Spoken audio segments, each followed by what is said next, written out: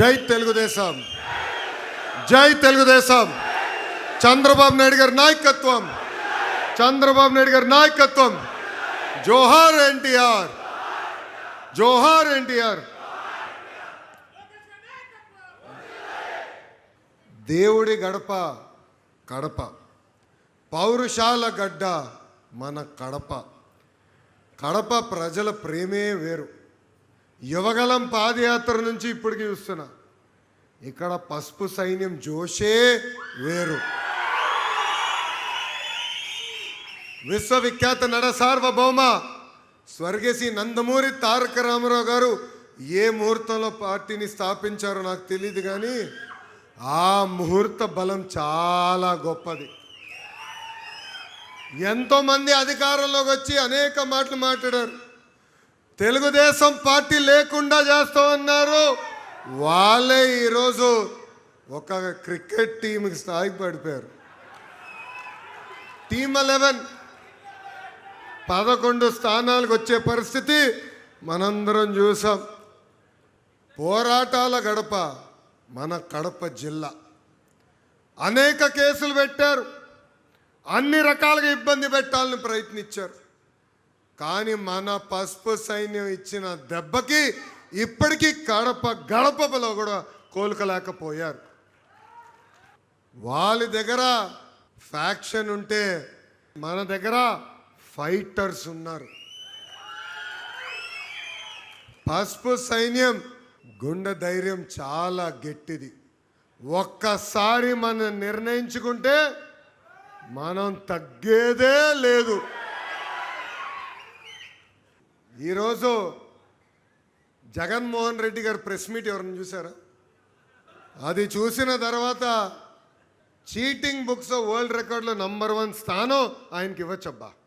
సొంత తండ్రిని మోసం చేశాడు, సొంత తల్లిని మోసం చేశాడు, సొంత చెల్లిని మోసం చేశాడు, ఇంకో చెల్లికి చెందిన తండ్రిని చంపేసి ఏకంగా ఆ కుటుంబాన్ని మోసం చేసిన వ్యక్తి జగన్మోహన్ రెడ్డి గారు. సొంత జిల్లాని మోసం చేశాడు, చివరికి సొంత నియోజకవర్గాన్ని మోసం చేశాడు. మనందరం చూసాం. సొంత నియోజకవర్గానికి ఆయన వెళ్ళినప్పుడు ప్రజలందరూ వచ్చి 5 సంవత్సరాలు మీరు ఎక్కడున్నారో, ఏనాడైనా మమ్మల్ని పట్టించుకున్నారా అని అడిగే పరిస్థితి వచ్చింది. అంటే ఎంత అన్యాయం మనందరం ఒక్కసారి ఆలోచించాలి. ఏకంగా రాయలసీమ ముద్దు బిడ్డ అని రీల్స్లో చేశాడు. ఆనాడే చెప్పా, రాయలసీమకి క్యాన్సర్ గడ్డ జగన్మోహన్ రెడ్డి అని. రాయలసీమ ప్రజలందరూ ఒక్కసారి గుండెపైన చేయబెట్టుకుని ఆలోచించాలి. 5 సంవత్సరాలు రాయలసీమకు ఒక్క పరిశ్రమ తీసుకొచ్చారా? ఒక్క సాగునీటి ప్రాజెక్టు పూర్తి చేశారా? అంతెందుకు, బిందు సైద్యం లాంటి అద్భుతమైన ప్రాజెక్టుని కూడా ఆనాడు ఆపేసిన వ్యక్తి జగన్మోహన్ రెడ్డి. అన్నమయ్య ప్రాజెక్టులో గేట్లు కొట్టుకుపోతే కనీసం ఆ కుటుంబానికి ఆనాడు అండగా నిలబడలేదు. ఇదే స్థానంలో, ఇదే భూమిపైన, ఇక్కడనే ఆనాడు యువగలం పాదయాత్ర నేను హామీ ఇచ్చా, మిషన్ రాయలసీమ ప్రకటించా. మన దేశానికే కాదు ప్రపంచానికి రాయలసీమను ఒక హార్టికల్చర్ హబ్గా తీర్చిదిద్దుతానని ఆనాడు హామీ ఇచ్చా. పూర్వోదయ కింద 1,00,000 కోట్ల రూపాయలు ప్రభుత్వం ప్రైవేట్ రంగంలో పెట్టుబడి మన రాయలసీమకు తీసుకొస్తున్నాం. అంతేకాదు, ఏకంగా వాళ్ళ ప్రభుత్వంలో కనీసం స్టీల్ ప్లాంట్ పనులు ప్రారంభించాల. మనం అధికారంలోకి వచ్చి పనులు ప్రారంభించాం. అంతేకాదు, 29 ఎన్నికల లోపల కమర్షియల్ ప్రొడక్షన్ చేసే బాధ్యత కూడా మనం తీసుకుంటామని నేను హామీ ఇస్తున్నా. ఇప్పుడు కుట్ర రాజకీయాలు జరుగుతున్నాయి, అందరూ అప్రమత్తంగా ఉండాలి. 2019లో సొంత బాబాయిని లేపేసింది Jaganmohan Reddy. First heart attack అన్నారు, మనం కూడా అయ్యో పాపం పెద్దయినా చనిపోయినాడు అనుకున్నాం. తర్వాత బయటకు వచ్చినాయి అన్ని. పడ్డది వేట, ఎంత అన్యాయమో చూడండి. రెండో రోజు ఏం చేశారు, నారాసుడ రక్త చరిత్రని వాళ్ళ దొంగ పేపర్ ఉందే, మర్చిపోయినా దాని పేరు ఏంటది, సాక్షి. ఆ దొంగ పేపర్లో చంద్రబాబు నాయుడు గారి ఫోటో పెట్టి చేతిలో కత్తి పెట్టారు అని ప్రజలు నమ్మారు ఆ రోజు. తర్వాత ప్రజలకు అర్థమైంది ఎంత మోసగాడని. ఇప్పుడు మళ్ళీ అదే రాజకీయం చేద్దాం ప్రయత్నిస్తున్నారు. మన దేవుడి గడపలో మతాల మధ్య చిచ్చు పెట్టడానికి ప్రయత్నిస్తున్నారు. మొన్న మనందరం చూసాం, ప్రజలు రాపోయినా వాళ్ళ నాయకులు రోడ్డుపైకి వచ్చి గొడవలు పెట్టేదానికి ప్రయత్నిస్తున్నారు. అందుకే మనం అప్రమత్తంగా ఉండాలా, ప్రజల్లో చైతన్యం తీసుకురాలా. వాళ్ళ చేస్తున్న కుట్ర రాజకీయాలు తిప్పికొట్టే బాధ్యత మనందరిపైన ఉంది. మనందరం అప్రమత్తంగా ఉండాలి. ఎందుకంటే మనం చూసాం, రియల్ ఎస్టేట్ చేసే పెద్ద దస్తగిరిని ఎవరు చంపేశారబ్బా? వాళ్ళ మాజీ ఎమ్మెల్యేనే. మామనా బాబాయినా? వాళ్ళు చంపేసి మనం మాట్లాడితే మన పైన కేసు పెడతారంట. పెట్టుకోరా భయ్. అరే ప్రతిపక్షంలోనే మేము భయపడలే. ఆనాడే మీ నాయకుడు చెప్పిన, ఎన్ని కేసులు పెడతావు పెట్టుకోపో, ఎక్కడ మర్చి పెట్టుకుంటావు పెట్టుకోపో అని చెప్పిన. ఇవ్వగలం పాదయాత్ర అడుగడుగు నన్ను ఇబ్బంది పెట్టినారు. Mic లాక్కున్నారు, stool లాక్కున్నారు. ఆ రోజే భయపడలే. అన్ని విషయాలు బయటకు వస్తాయి. ఆ వ్యక్తి కూడా చెప్తున్నా, త్వరలో నీ టైం కూడా వస్తుందబ్బా. ఎవరైతే చట్టాలు ఉల్లంఘించారో ఎవరిని వదిలిపెట్టే ప్రసక్తే ఉండదు. పలానా వ్యక్తి మావయ్యని, పలానా వ్యక్తి బాబాయ్ అనుకుంటే ఆ వ్యక్తి కూడా నేను కాపాడలేడని ఈ సభాముఖంగా ఆ వ్యక్తికి నేను హెచ్చరిక జారీ చేస్తున్నా. ప్రతిపక్షంలో మన ఇబ్బంది పెట్టారు, కేసులు పెట్టారు. పాదయాత్రలో పాల్గొంటే షాపులు మూయించారు. కానీ నాకు అండగా నిలబడింది నా ఎదురు కూర్చున్న పసుపు సైన్యం. ఈరోజు వేదికమైన మేమందరం కూర్చోగలుగుతున్నాం అంటే దాని వెనకాల మీ కష్టం ఉంది, త్యాగం ఉంది, మీ చెమట ఉంది. అందుకే మన జరిగిన మహానాడులో నేను చెప్పా, కార్యకర్తనే మా అధినేత అని. ఇది కేవలం చెప్పి వెళ్ళిపోతాం కాదు. పార్టీ ఆవిర్భావ దినోత్సవం అప్పుడు మన జాతీయ అధ్యక్షుల పక్కన కూర్చుంది మన కార్యకర్తలే. ఎవరైతే కష్టపడ్డారో, ఫీల్డ్లో తిరిగారో వాళ్ళని గుర్తించి తీసుకొచ్చి అధ్యక్షుల వారు ఆయన పక్కన కూర్చోబెట్టుకుంటాం జరిగింది. అంతేకాదు మన జాతీయ అధ్యక్షుల వారు కానివ్వండి, నేను కానివ్వండి, ఏ నియోజకవర్గానికి ఒక ప్రభుత్వం కార్యక్రమంకి వెళ్తే తప్పనిసరిగా ప్రతి కార్యకర్తని పలకరించిన తర్వాతనే మేము తిరిగి అమరావతికి కూడా వెళ్తాం జరుగుతుంది. కార్యకర్త అధినేత నా ఆలోచన నాకు ఎందుకు వచ్చిందంటే, మనందరం చూసాం ప్రతిపక్షంలో మెడపై కత్తి పెట్టి తోట చంద్రయ్య చేత ఒక్కసారి వాళ్ళ నాయకుడికి జయగొట్టమని చెప్పారు. కానీ తోట చంద్ర ఏమన్నాడు? జై తెలుగుదేశం, జై చంద్రబాబు అని ప్రాణాలు కోల్పోయాడు. ఇట్లా ఎంతోమంది కార్యకర్తల త్యాగం ఉంది. కార్యకర్తలను గుర్తించేదానికి, వాళ్ళు నా గుండెల్లో పెట్టుకుని కాపాడుకునేదానికే కార్యకర్తనే మా అధినేత నేను ప్రకటిస్తాం జరిగింది. అందుకే ఇక్కడ ఉన్న మిమ్మల్ని అందరికీ పిలిపిస్తున్నా, వేదికమైన ఉన్న వాళ్ళందరూ కూడా పిలిపిస్తున్నా. కార్యకర్తలకు అందుబాటులో ఉండాలి, నిరంతరం కార్యకర్తల కోసం పనిచేయాలి. కేవలం సంక్షేమ అభివృద్ధమే కాదు, కలయిక అవసరం, కూర్చొని మాట్లాడుకుంటూ అవసరం. మీరందరూ చూశారు, గడిచిన 2 సంవత్సరాలు ఎన్ని ఆర్థిక ఇబ్బందులున్నా ఒక అద్భుతమైన సంక్షేమ అభివృద్ధి కార్యక్రమాలు మనం చేస్తున్నాం. ఇక్కడున్న అందరూ ఆలోచించాలి. చాలీని 200 రూపాయల పెన్షన్ని 2000 రూపాయలు చేసింది ఎవరు? మన నాయకుడు చంద్రబాబు నాయుడు గారు. అదే పెన్షన్ని తిరిగి 4000 రూపాయలు తొలి సంతకంలో చేసింది కూడా మన ఎన్డీఏ ప్రభుత్వం. ఒక పెన్షన్ల కోసం ప్రభుత్వం సుమారుగా 35,000 కోట్ల రూపాయలు ప్రతి సంవత్సరం ఖర్చు పెడుతుంది. ఇంకో పక్కన తల్లికి వందనం. ఎన్నికల ముందల హామీ ఇచ్చాం, ఇంట్లో ఎంతమంది బిడ్డలుంటే అంతమంది బిడ్డలు తల్లికి వందనం ఇస్తా ఉన్నాం. ఇచ్చిన హామీ మనం నిలబెట్టుకున్నాం. మహిళలు ఉచితంగా బస్సులో ప్రయాణించి ఎక్కువ కూడా కల్పిస్తున్నాం. స్త్రీ శక్తి కింద అది కూడా అందించాం. మత్స్యకారులకి మత్స్యకారుల సేవలో వాళ్ళు కూడా వేత నిషేధం సమయంలో డబ్బులు ఇస్తున్నాం. ఇప్పుడు ఏకంగా మా చేనేత సోదరులకి ఆనాడు నేను యువగలంలో ఇచ్చిన హామీ నిలబెట్టుకుంటాం కూడా జరిగింది. హ్యాండ్లూమ్ ఉంటే 200 యూనిట్లు కరెంట్ ఉచితంగా, పవర్ లూమ్ ఉంటే 500 యూనిట్లు ఉచితంగా కరెంట్ కూడా మన ప్రభుత్వం అందజేస్తుంది. ఇంతేకాదు, గత పాలకులు మూసేసిన అన్న క్యాంటీన్ని తిరిగి మనం మళ్ళీ తెరిపించాం. ఇట్లా అనేక సంక్షేమ కార్యక్రమాలు మనం చేసాం. ఇంకో పక్కన భారతదేశ చరిత్రలో ఎప్పుడు లేని విధంగా 150 రోజుల్లోనే 16,000 డిఎస్సి పోస్టులు భర్తీ చేసిన ఘనతతో కూడా మన ఎన్డీఏ ప్రభుత్వం. ప్రతిపక్షంలో ఉన్నవారు 200 కేసులు వేశారు, ఏమౌలా. 6,000 కానిస్టేబుల్ పోస్టులు భర్తీ చేశాం. ఇప్పుడు ఏకంగా ఉగాది నాడు 10,000 ప్రభుత్వ ఉద్యోగాలతో జాబ్ క్యాలెండర్ కూడా విడుదల చేసిన ఘనత మన ఎన్డీఏ ప్రభుత్వానికి. ఇవన్నీ చెప్పుకోవాల్సిన అవసరం ఉంది. ఆనాడు మన హామీ ఇచ్చాం, ఒకే రాష్ట్రం ఒకే రాజధాని కానీ అభివృద్ధి వికేంద్రీకరణ. దానికి కట్టుబడి ఉన్నాం. రాయలసీమకు అనేక పరిశ్రమలు తీసుకొస్తున్నాం. ఇంకా తీసుకురావాల్సిన అవసరం చాలా చాలా ఉంది. క్యారియర్ ఏసీ ఎక్కడికి వచ్చింది? రాయలసీమ. ఎల్జీ ఎలక్ట్రానిక్స్కి ఎక్కడికి వచ్చింది? రాయలసీమ. కియా ఎక్కడ వచ్చింది? రాయలసీమ. రాయల్ ఎన్ఫీల్డ్ ఎక్కడ వచ్చింది? రాయలసీమ. ఇప్పుడు సోలార్ మ్యానుఫ్యాక్చరింగ్ అంతా ఎక్కడికి వచ్చింది? రాయలసీమ. మర్చిపోయారా? మొన్నే శంకుస్థాపన చేసాం, మర్చిపోయారా? ఫైటర్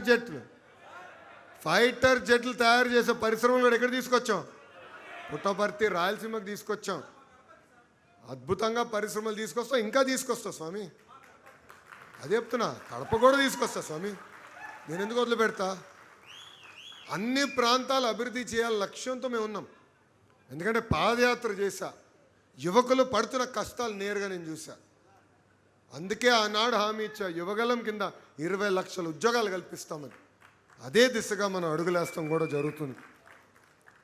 ఇంకా కార్యకర్తలు వచ్చగల గత పాలకులు మన పైన పెట్టిన దొంగ కేసులన్నీ మేము ఎత్తేసాం. కొన్ని ఛార్జ్షీట్ అయి ట్రయల్లో ఉన్నాయి, అది కూడా మేము ఫాలోఅప్ చేసి ఈ సంవత్సరం ఆఖరికల్లా ఆ కేసులు కూడా తీసే బాధ్యత పార్టీ తీసుకుంటుంది. అలానే మీ పైన పరుబడిన కేసు ఉంటే మీరు ఇంట్లో పడుకుంటే కష్టం స్వామి, మాకు తెలియజేయాలి కదా. సో పార్టీ ఆఫీస్లో ఒక సెల్ ఉంది, కలవండి, ఆగి అక్కడ భోంచేయచ్చు. కేసులను రాసుకుంటే ట్రాకింగ్ పెట్టి హెచ్ఎం గారే బాధ్యత తీసుకుంటాం జరిగింది.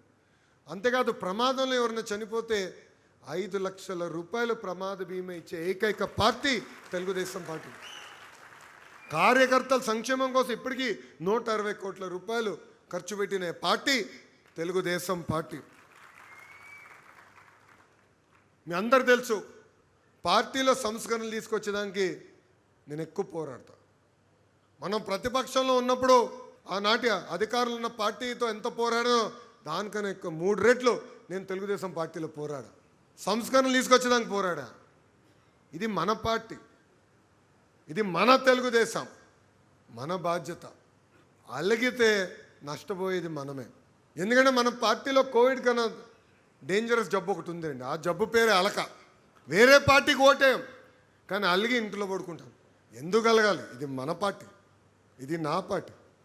ఆ కసి మనలో ఉండాలి. ఏ మార్పు అయితే పార్టీలో ఆశిస్తున్నాం దానికోసం కష్టపడాలి, అహర్నిశలు పోరాడాలి, 4 గోడల మధ్యన మాట్లాడుకోవాలి.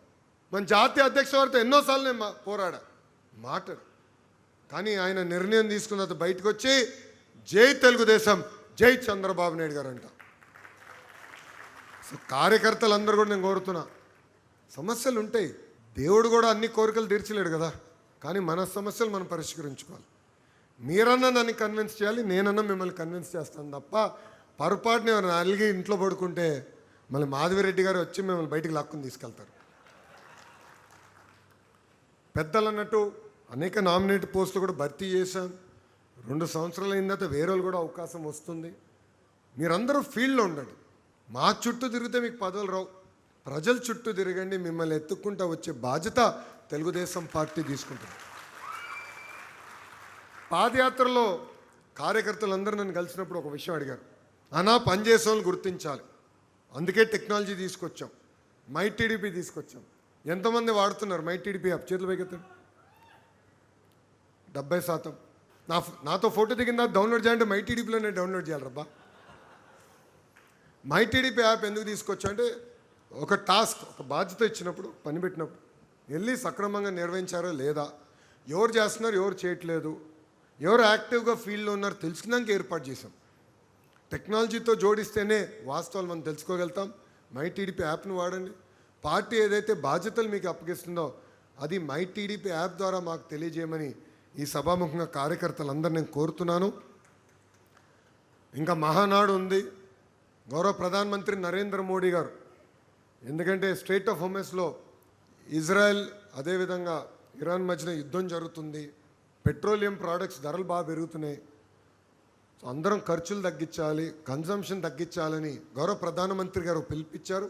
ఆ పిలుపు మేరకు మీరు వర్చువల్గా మహానాడు అటెండ్ అవ్వాల్సిన అవసరం వచ్చింది. నాకు కూడా కోరుకుండే నెల్లూరులో అద్భుతంగా చేద్దాం, దిమ్మ తిరిగే విధంగా చేద్దాం, అందరం కసితోనూ. కొంచెం దిష్టి తగిలినట్టుంది.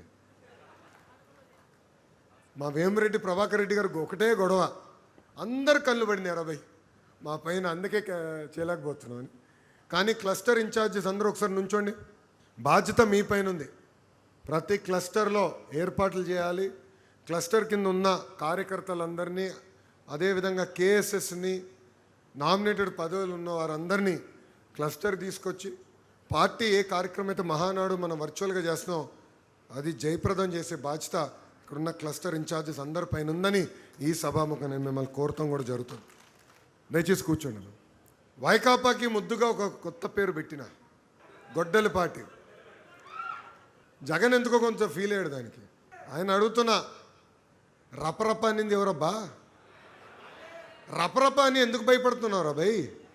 ఆనాడే చెప్పా, సినిమా మీరు తీస్తే ఎండ్ కార్డ్ వేసే బాధ్యత మా పసుపు సైన్యాందని. అరే నిజంగానే జగన్మోహన్ రెడ్డి గారు యాక్టింగ్లోకి వస్తే భాస్కర్ అవార్డు వచ్చేస్తుందండి ఆయనకి. భాస్కర్ అవార్డు వచ్చేస్తుంది. ఎంత అద్భుతంగా నటిస్తాడంటే అసలు నాకే ఆశ్చర్యం వేస్తుంది. ఆ నటన చూస్తే నాకే ఆశ్చర్యం వేస్తుంది. ఎట్లుంటాడో మనం చూస్తున్నాం కదా. బయటేమో ముద్దలు పెడతాడు, లోపలేమో చిన్నాన్ని లేపేస్తాడు. అందుకే ఆ రపరప పార్టీని సంగతి కూడా చూసుకోవాల్సిన బాధ్యత మన అందరి పైన ఉంది. ఆ రపరపలు చెప్తున్నా, అన్నీ చూస్తూ మేము ఊరుకోం రా భయ్. మీరు రపరప అంటే మేము తగ్గుతాం అనుకుంటున్నావా? జగన్ గారిని చూసినా, వాళ్ళ తండ్రి గారిని కూడా చూసినా ఎవ్వడు మమ్మల్ని పీకలేకపోయాడు, మీరు ఒక లెక్కన అని అంటున్నా. జగన్మోహన్ రెడ్డి గారికి ఒక మంచి పేరు పెడుతున్నా, బెంతాహై. బెంతాహై 3 రోజులు బెంగళూరులో, 1 రోజు తాడేపల్లిలో, 3 రోజులు హైదరాబాద్లో. అందుకే ఆయన జగన్మోహన్ రెడ్డి అన్నది ఇప్పటి నుంచి. బెంతాహై అన్న ముద్దుగా మీరు పిలవండి, బెంతాహై. ఇంకా మన నియోజకవర్గంలో ఒక లేడీ సింగం ఉంది. ఎవరు? మాధవిరెడ్డి గారు. కరెక్ట్గా 9 నెలల ముందలు వచ్చారు. 6 కష్టపడ్డారు, ప్రతి గడప దొక్కారు, ప్రజల మనసు గెలుచుకున్నారు. గెలిచిన తర్వాత ఇంట్లో పడుకోలే, చంకలో ఫైల్స్ పెట్టుకొని నన్ను కలుస్తాం కానివ్వండి, ముఖ్యమంత్రి గారు కలుస్తాం కానివ్వండి, అంతెందుకు గౌరవ ఉప ముఖ్యమంత్రి గారిని కూడా కలిసి నియోజకవర్గానికి నిధులు రావాలన్నా, లేదంటే వాళ్ళ ద్వారా అంటే పవన్ అన్న ద్వారా టూరిజం మినిస్టర్ గారికి రికమెండేషన్ చేయించుకోవాలన్నా కూడా వదిలిపెట్టకుండా పనులు చేపించే శాసన సభ్యురాలు మాధవిరెడ్డి గారు. ఆమె పట్టుదలతో ఇప్పటికే 750 కోట్ల రూపాయలు విలువైన అభివృద్ధి కార్యక్రమాలకి మనం శ్రీకారం చుట్టాం. త్వరలో అనేక కార్యక్రమాలు కూడా మనం పనులు కూడా ప్రారంభించకపోతున్నాం. అందుకే ఇక్కడున్న నాయకులు కార్యకర్తలందరికీ పిలిపిస్తున్నాం, గ్రూప్ రాజకీయాలు దూరంగా ఉండండి. పార్టీ అనేది శాశ్వతం, ఈ భూమిపైన వ్యక్తులు కాదు. సో పార్టీ ఏ పిలిపించినా దానికి కట్టుబడి ఉండాలి. గ్రూప్ రాజకీయాలు దయచేసి ప్రోత్సహించదని ఇక్కడున్న కార్యకర్తలందరినీ నేను పిలిపిస్తున్నాను.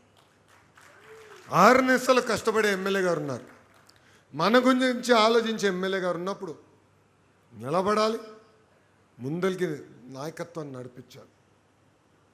ఇక్కడున్న ప్రతి కార్యకర్త ఈ విషయం గుర్తుపెట్టుకోవాలని ఈ సభాముఖంగా కోరుతున్నాను. మేడం గారు కొన్ని కోరికలు కోరారు, నన్ను వదిలిపెట్టరు మేడం గారు. అర్బన్లో ఉన్న ప్రభుత్వ పాఠశాలలన్నీ మెరుగుపరచాలని మేడం గారు కోరారు. తప్పనిసరిగా ఆ బాధ్యత నేను స్వీకరిస్తున్నాను. ఇన్ఫ్రాస్ట్రక్చర్ మెరుగుపరచాలి. అందరూ చప్పట్లు కొట్టి ఇంటికి వెళ్తాం కాదు, పర్ఫార్మెన్స్ ఇంప్రూవ్ చేయాలబ్బా.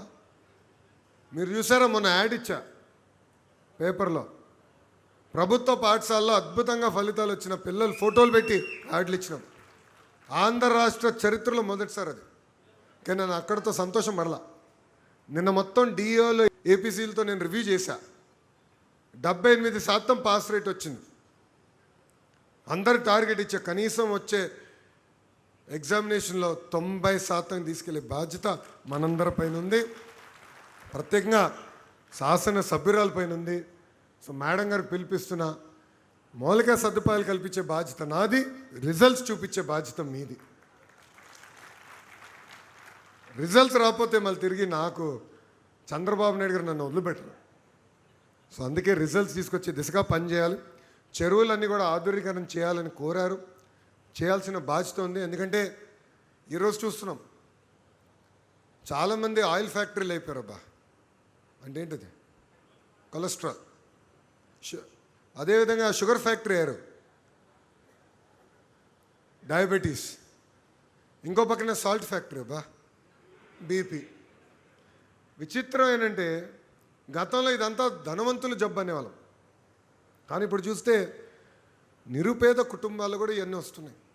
దానికి కారణం ఫిజికల్ యాక్టివిటీ లేకపోతాం. ఇది మా మంగళగిరి నియోజకవర్గంలో కూడా చూసా. అప్పుడు నేను వెళ్ళి మాడితే అందరు అన్నారు,